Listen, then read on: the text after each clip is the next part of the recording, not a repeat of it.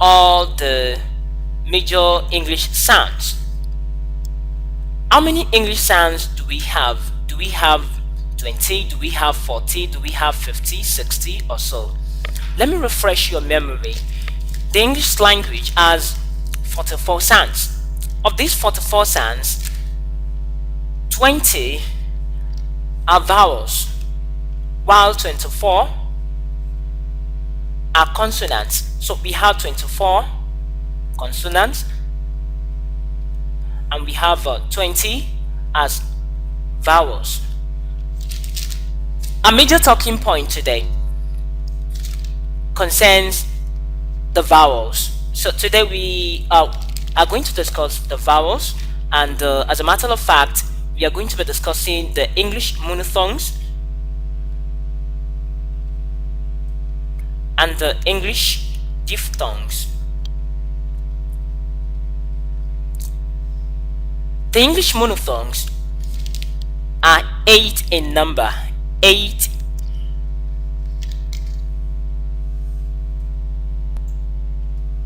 There is a mistake here. The English monophthongs are 12, while the English diphthongs are 8 in number. Now let's go to the English monophthongs. The English monophthongs.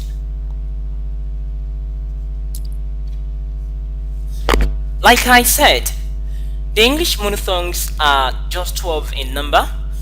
Each of these sounds comprises one sound segment. Please be mindful of that tip. One sound segment. There is nothing like a glide between one sound and the other, because you just have only one sound, just one. Now the English monophthongs are called the pure vowels. They are called the pure vowels. So I'm going to put it there for you to be mindful of that simple fact. They are called pure vowels. So that is another name you call them. They are called pure vowels. And I'm going to explain. We are going to dwell more on that fact. Pure vowels. Fine. So let's just go. But right before we do that, I am going to do something first. I need you to take into consideration these signs, 1 and 2. So these 2, we call this slants. This slants is what we always use whenever we talk about sounds.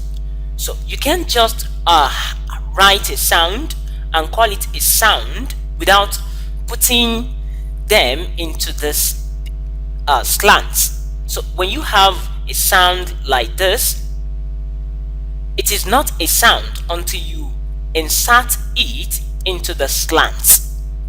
And this that looks like the ritual sign, I'm sorry, forgive me, it's not a ritual sign. It is a sign that denotes that a particular sound is a longer sound than another. So it denotes some longevity actually. So having said this, let's just run through the 12 monophthongs we have in the English language. So 1, we have the short E. Can I hear you say that? Short E. Please, I need you to come after me. Short E. And it is produced as E, not he. So you have E, as in pit. Pit. So you have pit. The longer form of this is E. Can I hear you say that? E. So when you have the sound E that is longer than the short E, so you have E as in C, as in C.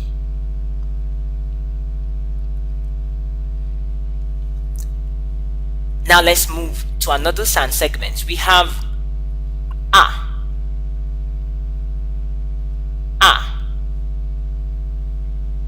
So when you have the short ah, as in bat, then you have this vowel sound ha. So you have bat. The longer form of this is ah. Can you say that? Ah. So when you have ka, you have the sound there. So you have ka. Now, right before we proceed, let me just explain some things to you. First, you see the long ah right there, as in the word car. You do not insert the r. The r is no longer there, so you have just the k sound and the long ah, the k and the long ah, and that makes car. You may quite ask this question. You may likely ask this: why do we have k instead of c? My dear, it is not what we see that we transcribe, it is what we pronounce that we transcribe. So it is all about pronunciation, it is not about the alphabet. So there is a big difference, a disparity, a discrepancy between what is produced as alphabets and what is produced as sounds. So the two are quite different. Okay, examples abound on each of these sound that I've given. Actually, we are going to revise that later. I just want us to go through all the monophthongs first and the other one, the diphthongs. Then after that, we are going to discuss a lot of examples, my dear. So the next one, we have the sound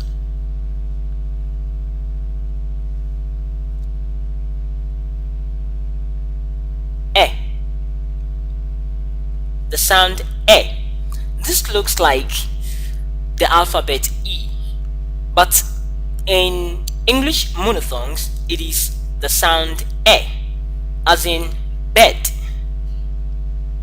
as in bed. So you have bed. The longer form of this is e. Can I hear you say that? Please pronounce that. E. So it is the longer form of e. So as in girl, girl. So you have girl. Another sound we are going to talk about is the sound o. O. Can you say that, please? O. As in frog, as in frog. Example, we have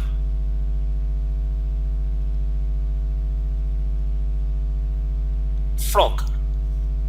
The longer form of this is o. O. Can you say that, please? O. So you have as in Lord, Lord. To praise someone. When you laud someone, you praise them. Lord. So you have Lord.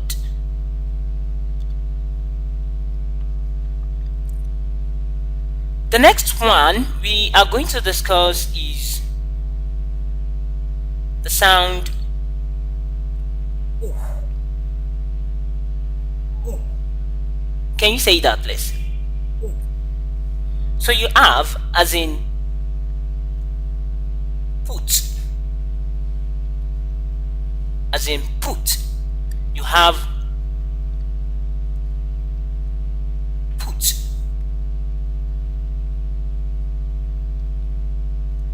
longer form of this is who, who, who. So you have as in pool, pool.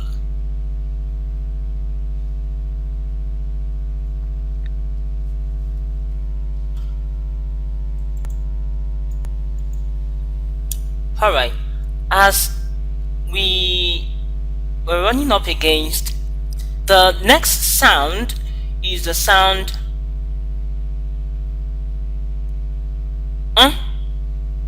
Can you say that please? As in sun, as in sun. So when you have the word sun, you have the sound there, sun. As in sun, as in one.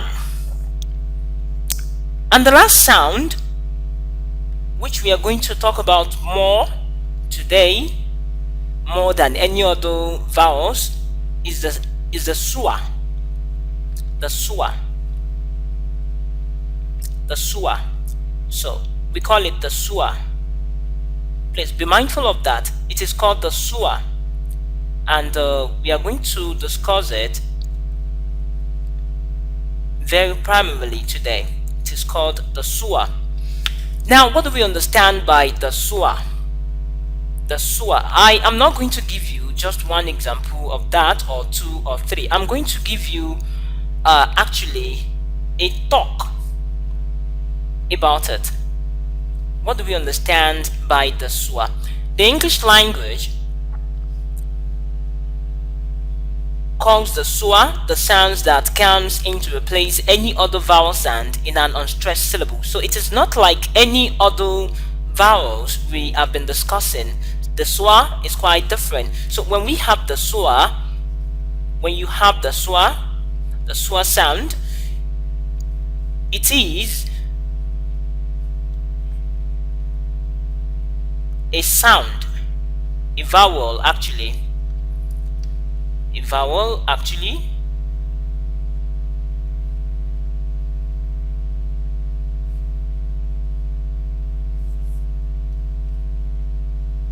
that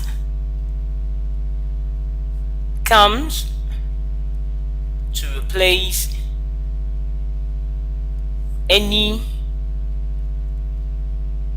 other vowel sound in an unstressed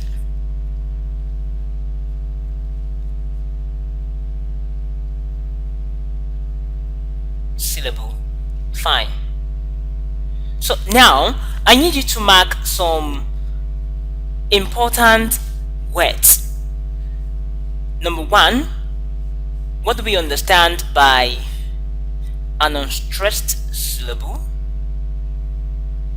What do we understand by an unstressed syllable? So if the schwa sound doesn't have a particular pronunciation of its own, it must be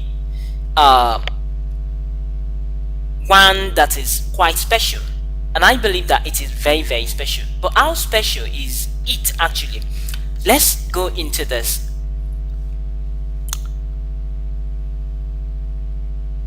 In English language, what do we understand by a syllable? I want to believe this is not what we are supposed to discuss right now, but because of the fact that we are discussing the schwa, I need us to run through this first. A syllable is the amount of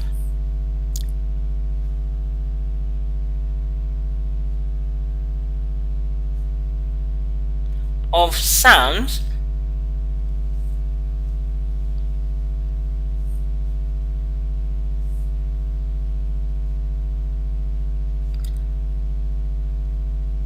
that could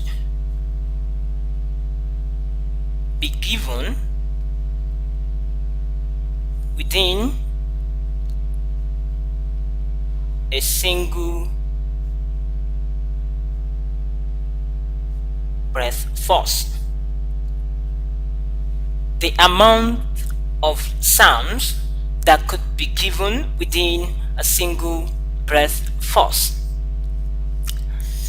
So the major point is this: when do we use the schwa? How does the schwa come in?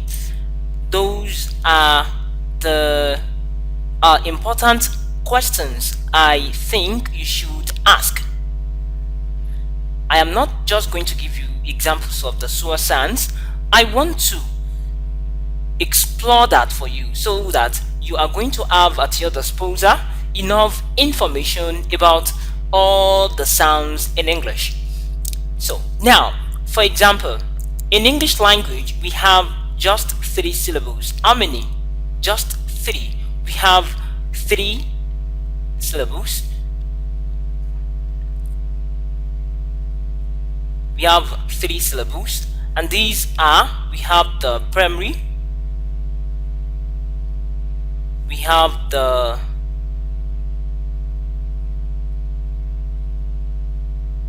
secondary, and we have the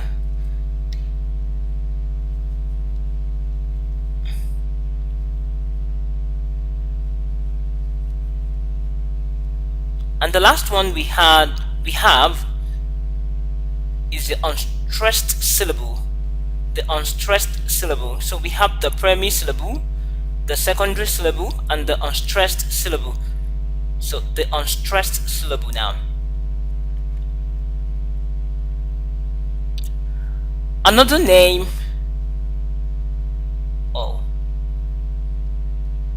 another name we call this, we have for the unstressed syllable is the unaccented.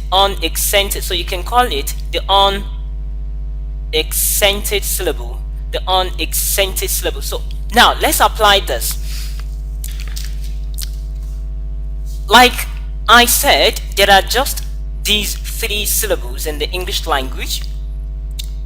Let me give you a word where we can find all the 3. Fine. I have the word understand. Understand. Now let's add this. First, the transcriptions of that will be on the stand. On the stand. Now I need you to work with your dictionary. Probably after this class you are going to have this as your secondary syllable. For the fact that when you articulate this sound segment, this syllable, the pitch of the voice goes down, and when you articulate this, it goes up. So that makes it the primary syllable. But when you have this third one, it neither goes down nor goes up, so it stays at the middle. Now let's have that demonstrated. On the stand. Can you do that, please? On the stand. On the stand. Now let's look up. Another thing I should tell you about this is when you have the proper sound that should have come here should have been the short R. But for the fact that we are talking about a syllable that is not stressed, so you have the schwa sound coming to replace this particular sound. So you have the schwa there. So further examples of the schwa, let me just give you other examples. So whenever we have an unstressed syllable now, we know that the schwa sound must come to replace that particular sound. That is how it works, my dear. There is no other way. So whenever you grab a word and you are confused as to what the proper transcriptions of the sound could be, do not make a mistake about it. You could be dealing with the schwa. So let me give you some examples of that first. Okay, number 1, let me give you father, father. So you have this, you have the long R, you have this, and you have the schwa. Now again, let me underline the schwa.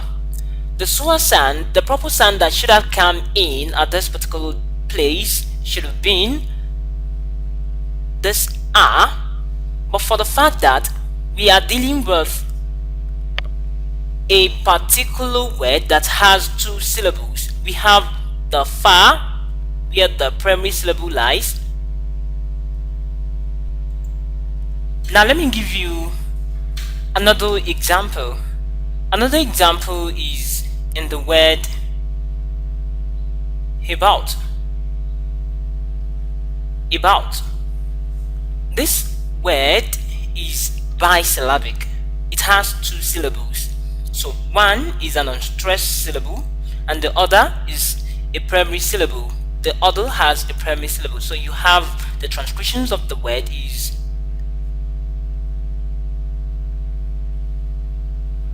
like I told you, you have this sign to indicate the primary stress. So you have this as the schwa and this as the primary syllable there. So instead of having a sound like this about this R, you have the schwa. I hope you understand that. So instead of having this, you have the schwa, and that makes about. Let me give you another word, and here you are going to understand the discrepancy, the difference between the schwa sound and the diphthong air. For example, let's have this word. It is pronounced as parent. Parent. Can you come after me, please? Parent. So it is like you are producing two airs. So this is how you go about it. You have this is a diphthong, while this is your schwa. This is your diphthong and this is your schwa. So you have the diphthong, a diphthong,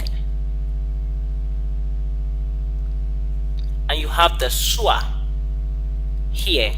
So this looks like you're producing two hairs. We are coming to that actually. And this looks like this is just the schwa sound. So you have parent, parent. Okay, now let's talk about the diphthongs in English. Like I told you, the diphthongs in English are just 8. They are just 8.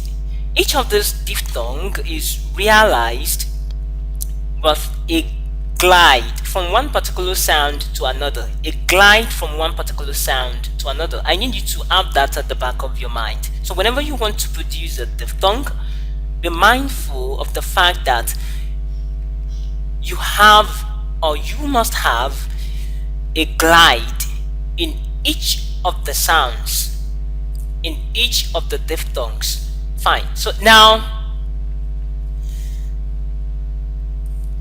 the English diphthongs.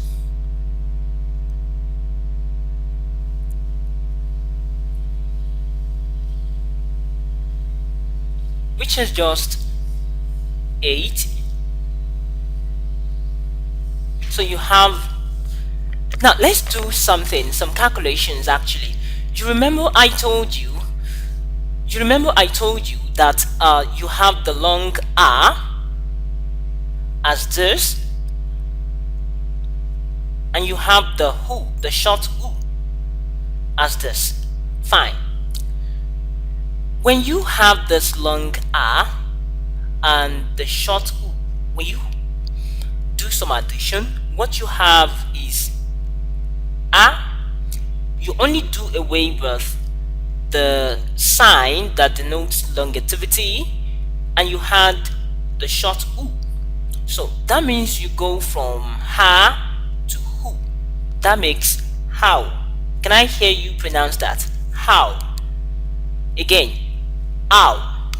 So when you have words like house, you have that sound. So you have the glottal sound,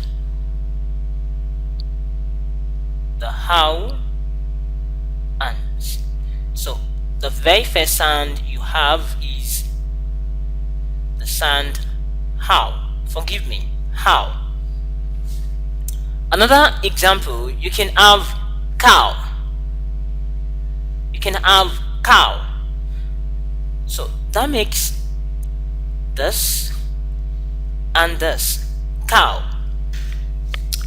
Now let's go to another example. You have the diphthong I. Can you say that again? I. That's a second diphthong. So again, it is like you are doing some addition of the long R and the short E, which makes I. Can I hear you say that? I. Now, coming to this, it is like you are having an addition of these two sounds, which actually gives you high. So in the word buy, as in buy, it is what you actually have. So as in buy, you have B, high. In sky, you have sky.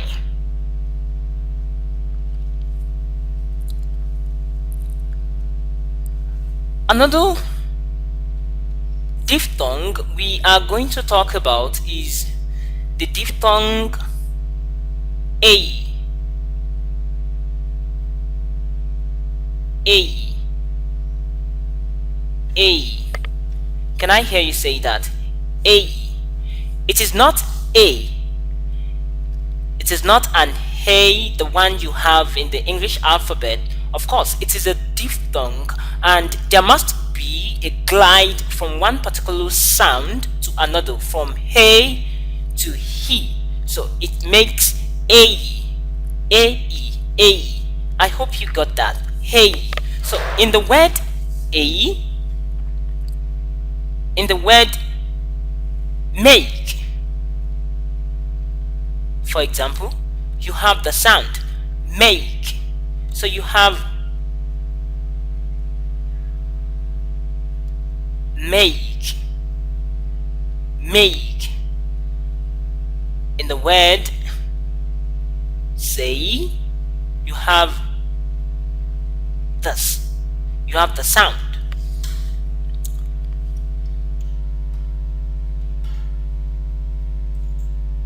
Now the next one, the next sound we are considering is the sound oi. Oi. So it's, let's do some addition here too. You remember we talked about the monophthong or, the long or earlier, and we had the short e. So when you do an addition of these two, you have the sound oi. So it's like you go from o to e. It makes oi, or e, oi. So in words you have a hint of this pronunciation, you use the sound. So as in the word soil, can I hear you say that? Soil. So you have soil, you have soil. You have boy, as in boy, boy. And examples abound in English of this particular sound. The next sound we are going to look at is the sound ho. The sound ho, as in the word go. So you have gi and